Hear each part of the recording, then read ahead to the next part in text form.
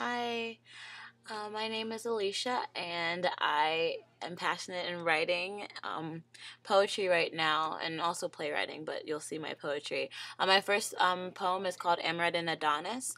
Um, Tell me what you think.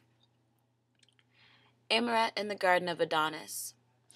Pain is second nature in a world where battered women are attractive, self-destructors are sexy, and fakes are the only reals we know.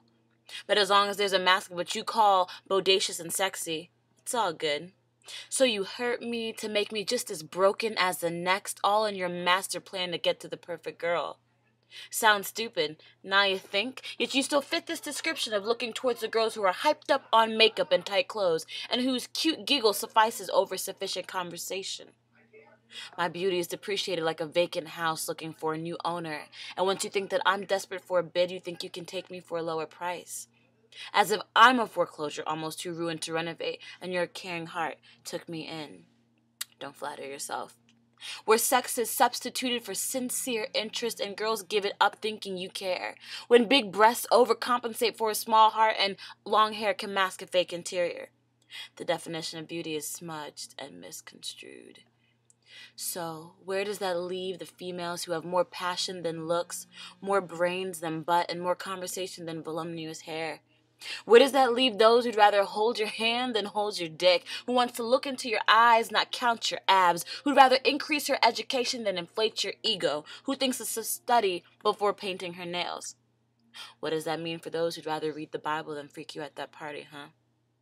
I'd rather blow your mind with an intense thought, unique interest, and original idea than to blow your probably incompetent, overstated, and overhyped penis. Is that a crime? That I love life more than your dimples and appreciate profound and intuitive art over your rushed one-liner. That I love Jesus over your questionable insight. So can you deal with that?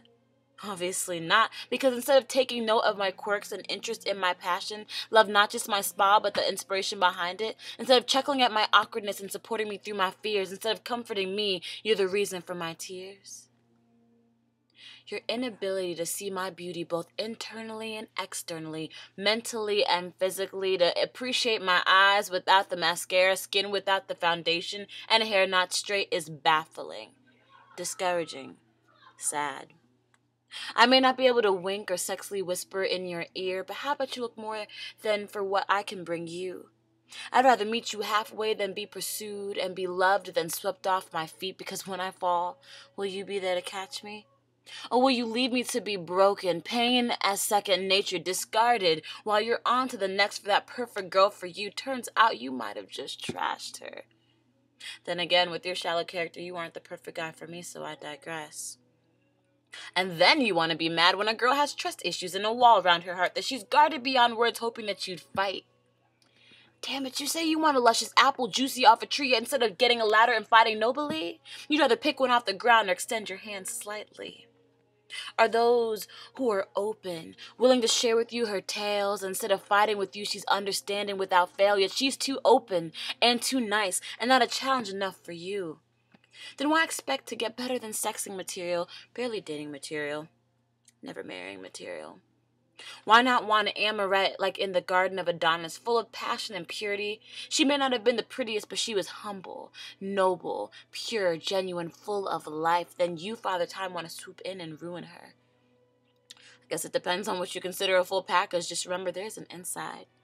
Just think, if you got the prettiest wrapped present for Christmas and you looked inside and there's nothing but thin tissue paper, tell me, how happy would you be? So why do you expect different in real life?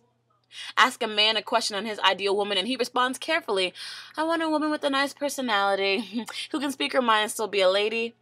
And then they'll add, as if it was an afterthought, that she needs to be attractive whole time.